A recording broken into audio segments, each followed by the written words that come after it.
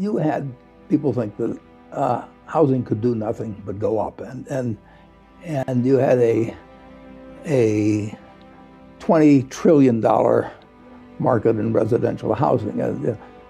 So it was a big asset class, and people started using it as a currency, basically, and they found out that it wasn't straight up, in the end, and they borrowed on them, and there were levels of participation up and down the line. I mean, people at the top were writing mortgages that they knew they'd never have to hold, so they'd sell them to somebody in Norway after they'd been put in a package. And you had people refinancing, figuring that it didn't make any difference whether the monthly payments were too high, and you had them lying on loans, and you had the lenders participating in it. And you basically just had a huge speculation in housing, and 50 million of the 75 million owner-occupied homes in the United States were mortgaged. 25 million were free and clear, so they were okay. But you literally had a crash in the value of something that 50 million families owned on margin, had thought were going to go up. They'd based their living standards on it. In many cases, they borrowed against it. And it was unlike any widespread financial participation anybody had ever seen. So it manifested itself in all kinds of ways. I mean, everybody behaved badly, but they believed, and when people start believing something kind of crazy, you get that sort of thing. It's early 2008. Hedge funds with a lot of subprime mortgages are going under. There were a couple. At that point, how worried were you? Do you remember being worried? Well, I wasn't worried because I've always assumed that in a lifetime of participating in the American economy, it's going to move forward dramatically over time, and also it's going to have a lot of hiccups. And it's part of our economic system that we will periodically have some craziness go on, and so I don't try to predict markets, or I don't try to predict business. I just try to adapt to what comes along. I did see in the summer of 2008, I got a call from one of the top officials of one of the main Wall Street firms trying to sell us many billions of dollars worth of equity securities in Freddie Mac, and I knew something was wrong. So take us back. I don't know if you remember this. This is after Bear Stearns goes down. So this is before Fannie and Freddie. Yeah. But after Bear Stearns, you get a call from Dick Fold. Right.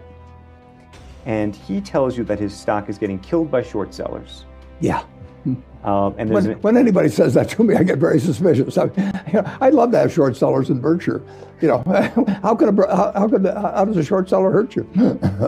And he says there's an opportunity for you to invest somewhere between $3 to $5 billion. Are you interested? I'm interested in hearing him out. Yeah. So he threw out some tentative ideas, and actually,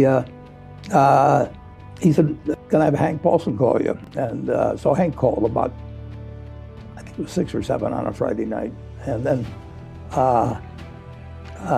he stopped short of giving a totally unqualified endorsement, but he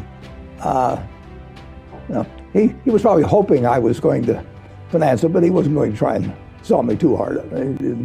I'm sure he didn't feel that was right.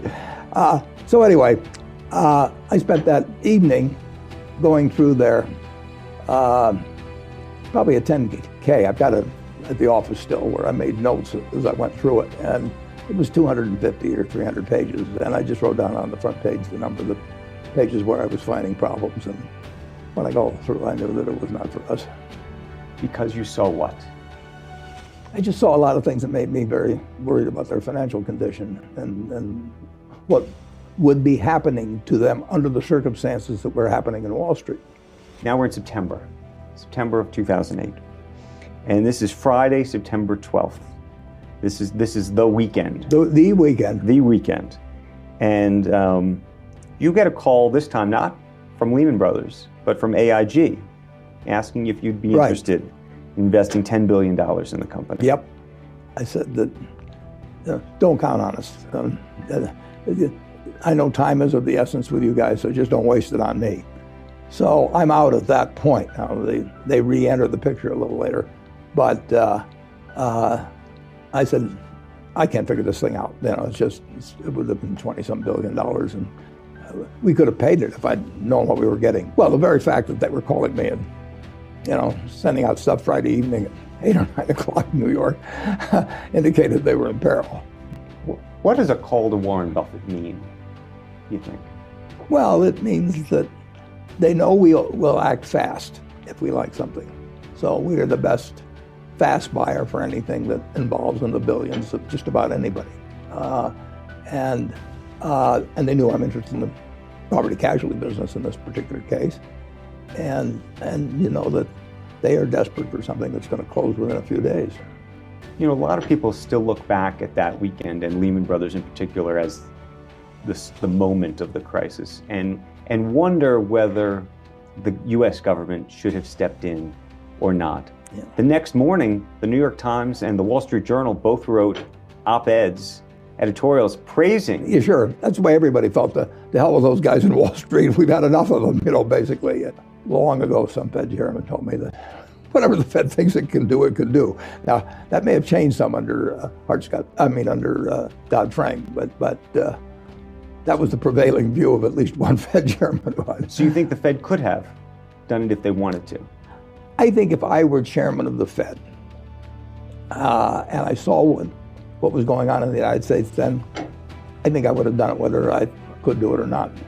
I mean, are they going to come down? The Supreme Court going to send down some guy to arrest me as president of the Fed? I mean, I would feel it would be an act that I should do in the interest of the country, if I were in that position. So you think it was a mistake? I don't know. I mean, because they'd have had to guarantee so much of public opinion. Can you imagine public opinion if all of a sudden, people are losing their houses and facing being underwater and all kinds of personal problems, and all of a sudden you've guaranteed that everybody at AIG is going to be okay and everybody at Lehman's going to be okay. It would have been very tough to do. I think that Bernanke, I think that Hank Paulson, I think that Tim Geithner, I think they did it and I think George W. Bush did the right thing. I think they were heroic, but you weren't going to sell that to the American people. Lehman files for bankruptcy. Bank of America buys Merrill Lynch. AIG gets rescued. And yet there's still serious anxiety that GE might go, Goldman Sachs, Morgan Stanley. And you get a call later in the week about Goldman Sachs. Do you remember that call? Well, I remember the call. Yeah. When Goldman Sachs needs money, you'll remember it. And what did you think? I did think that we were in very good hands. Congress was the one that scared me. I thought we were in good hands at the Fed. I thought we were in good hands at the Treasury. I thought we were in good hands at the presidency. And I thought that there was Goldman Sachs was sound under any situation except if markets just totally were closed up. I think the unsung hero of the whole thing, although it was a stupid thing to do, I think the unsung hero was Ken Lewis buying Merrill. I mean, Merrill would have been there on Monday morning. I think he got some fairness opinion that said it was okay to pay $30. I think he got it twice between Saturday at noon or something, and the deal getting announced on Sunday morning. Nobody knew what Merrill was worth at that time, but he got the fairness opinion. He said, we'll pay whatever it was, $30 or thereabouts. It wouldn't have been worth 30 cents on Monday. Big mistake then. Well, it wasn't for the system. And incidentally, Merrill's worked out fine subsequently, but I mean, under the conditions that existed, on Monday morning, if Bank of America hadn't announced that purchase on Sunday, it wouldn't have just been Lehman. When you look back in retrospect, is there anything you wish that you had done that you didn't do? Any investments that you wish you could have made, given? Well, I could look back on any week and come up with that. I mean, the situation, and we'd have been better off. considerably better off at Berkshire if we waited 4 or 5 months to buy anything. I mean, the low was set in March, and it was much lower than that. I wrote that op-ed for the New York Times in late October. Well, it was right on a long-term basis, but it was way off for 3 or 4 months, 4 or 5 months at least. Was there ever a moment that you thought that the system would gum up so much that people, that we would be back in sort of a Great Depression, that there really would be red lines, and people... It could, if mishandled, it could have lasted quite a while.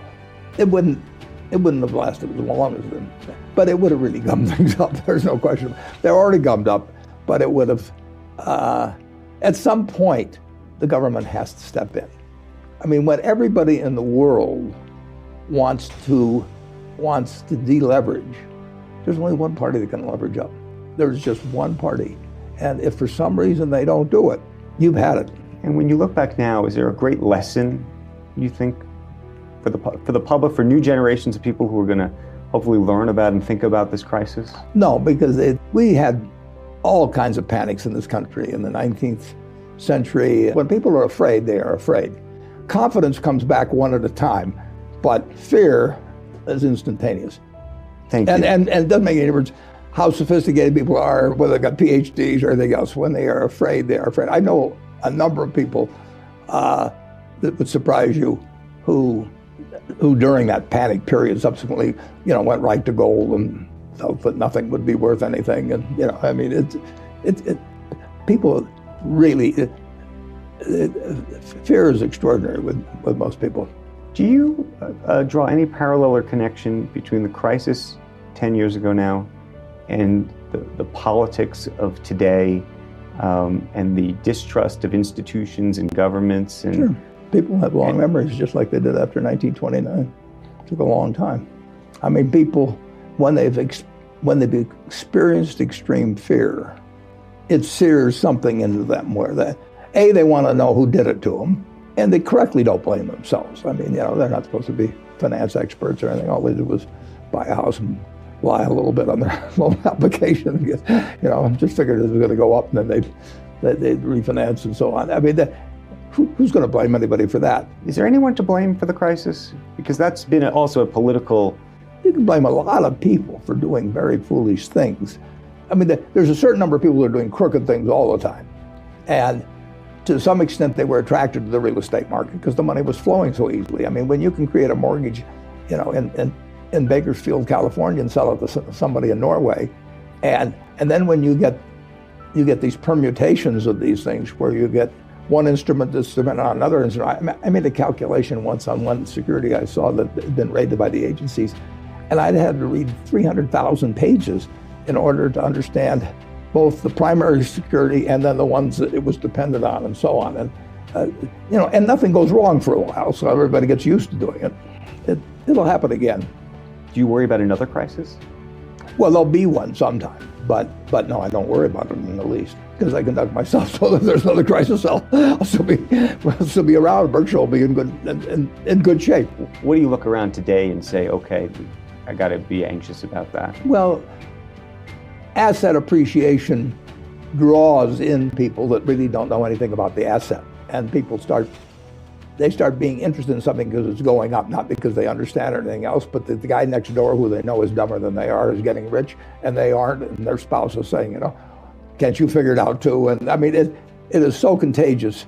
So that's a permanent part of the system. But in terms of the specific excesses, I don't see them now. No. Are we better prepared for another crisis? Do you look at either the regulations or? That's an interesting question, because I've never read Dodd-Frank in its full 2,000 plus page. I've read little summaries. I have the impression, and I may be wrong on this, but I have the impression that it somewhat weakens the ability of the Fed to act promptly and unilaterally. And I would say that's a terrible mistake. And we need a powerful Fed. You may not like them, but they may do things that bother you, but you need somebody that, if this country with now 100 trillion of household wealth, 75 million plus, that it doesn't come to a stop because everybody's trying to deleverage. Was there ever a moment in that week where you, either between everybody calling you or talking to you, you thought, wow, this is... Well, I described it actually on CNBC as an economic Pearl Harbor. That's not a term I've ever used before. So, I mean, I felt it was something different than I'd ever seen. And I felt it was actually worse than 29 in a sense, in terms of the immediate panic that was induced. In 1929, if you remember, in September 29, the Dow hit a high of 381. Then it collapsed in the fall. But I was born August 30th, 1930, and it was back up to 250 something by that point. I mean, it didn't hit that many people. It hit everybody on Wall Street, but Wall Street wasn't as broad then remotely as it is now, 401ks or whatever it may be. So this homes, that touches everybody.